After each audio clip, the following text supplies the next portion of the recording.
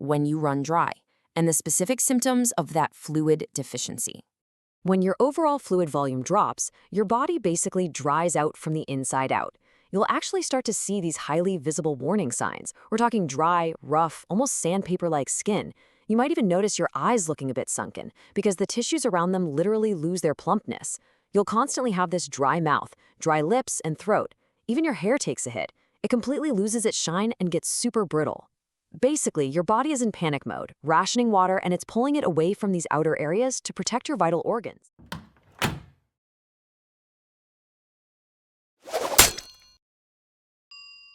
I worked as a banker for 30 years, but now I work as an acupuncturist.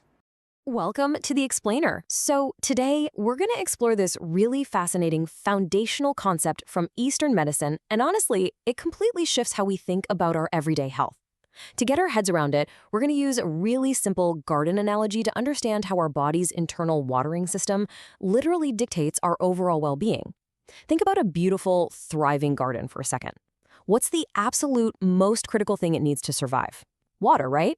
But not just water sitting there in a bucket, water that actually moves, nourishes, and cycles through the environment. Well, our bodies work the exact same way. And today, we're going to see exactly what happens when that internal flow gets completely thrown off track.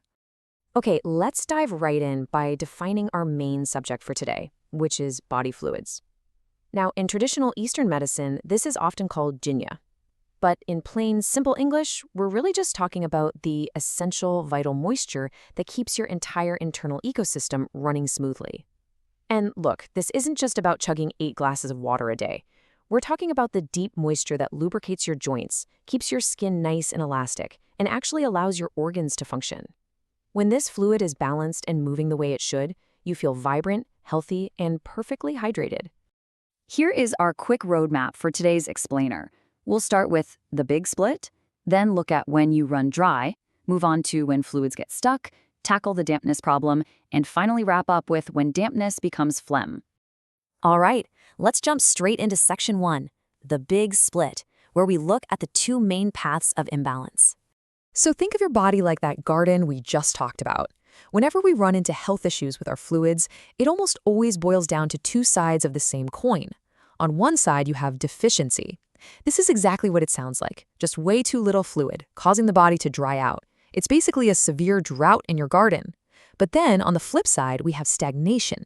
Now, this is super interesting because the fluid is actually present. Maybe you even have a lot of it, but it's completely stuck. It's not moving at all. Going back to our garden, it's like a swamp where the water just pools up, gets super murky, and kicks off a whole different set of problems.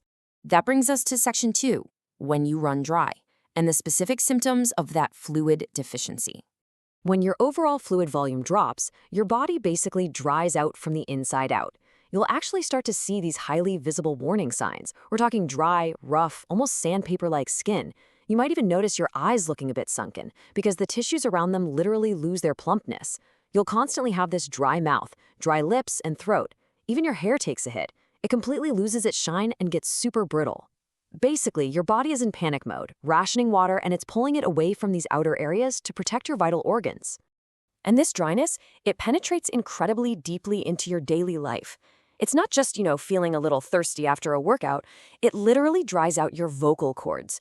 Without that essential lubrication in there, it becomes physically difficult to even speak, which gives you this raspy, hoarse voice. It's a massive, glaring alarm bell from your body basically screaming, "Hey, we're completely out of water down here." Okay, let's flip the coin and look at section 3, when fluids get stuck or the stagnation problem. To really wrap our heads around stagnation, we have to ask a very practical, kind of uncomfortable question. What happens when your body's natural cooling mechanism gets totally blocked? Imagine you're standing outside in the blazing hot sun. You'd expect to start sweating, right? Because that's your fluid moving to the surface to cool you down. But what if that fluid is stuck in a massive traffic jam inside your body? Well, here's the absolute crucial takeaway. Stagnation blocks sweat. If it's hot out, but your internal fluids are completely stuck and just cannot make it to the surface to become sweat, your internal temperature has nowhere to go but up. Your body's cooling radiator is essentially broken. And that dangerous temperature spike, that's actually the very first falling domino in a specific chain reaction of sickness that we're going to trace right now. which leads perfectly into section 4, the dampness problem, or what happens when internal puddles form. In simple English, this next phase is called dampness, and it's exactly what happens when that stagnant water sits around for way too long. Because it's lost all its momentum, it just starts to gather and pool together in different areas of your body. Think of a puddle of water just sitting on a concrete floor for days on end. What happens? It gets murky, it gets heavy, and it gets kind of sticky. Well, your internal fluids do the exact same thing. They transform your clean, flowing internal rivers into a really poorly drained swamp. So what does that actually feel like for you? Well, dampness equals swelling. If you've ever woken up feeling just completely puffy, like maybe your rings won't slide off your fingers, or your ankles feel super heavy and swollen at the end of the day, this is exactly why. When dampness gathers, the main physical symptom you're going to deal with is widespread swelling, which is medically known as edema. That fluid is just trapped, it's pulling up, and it's physically expanding your tissues.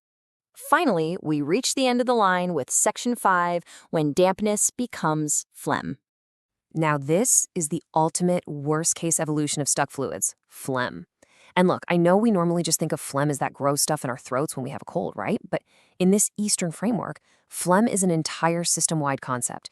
It's the severe end-stage result of dampness building up, gathering, and becoming highly concentrated.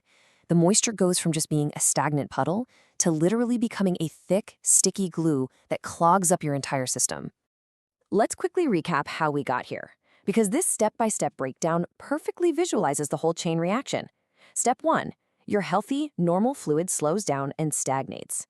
Step 2, it pulls together, creating that sticky dampness that causes all that puffiness and swelling. And step 3, if you don't resolve that dampness, it thickens, concentrates, and solidifies into severe phlegm.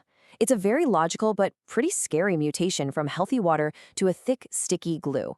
And let me tell you, when that thick phlegm settles in your body, the symptoms are incredibly disruptive. Sure, if it gathers in your respiratory system, like your lungs or throat, you get that severe, heavy coughing we all know. But what's super surprising is how it wrecks other systems.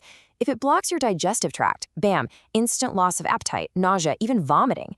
It can even gather around your chest area and mess with your cardiovascular rhythm, giving you heart palpitations. It's a massive systemic blockage that totally ruins the healthy flow your body relies on.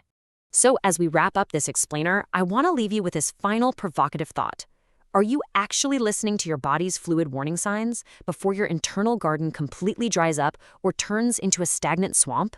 Seriously, the next time you feel extra thirsty or notice dry skin or wake up feeling unusually puffy and swollen, don't just brush it off. Think about the flow of health. Think about your internal garden. Are you dealing with a drought or are you fighting off a swamp? Getting a handle on this simple English concept is absolutely the first major step in taking real control of your daily well-being. Thanks so much for exploring this with me, and definitely keep paying attention to those vital signs.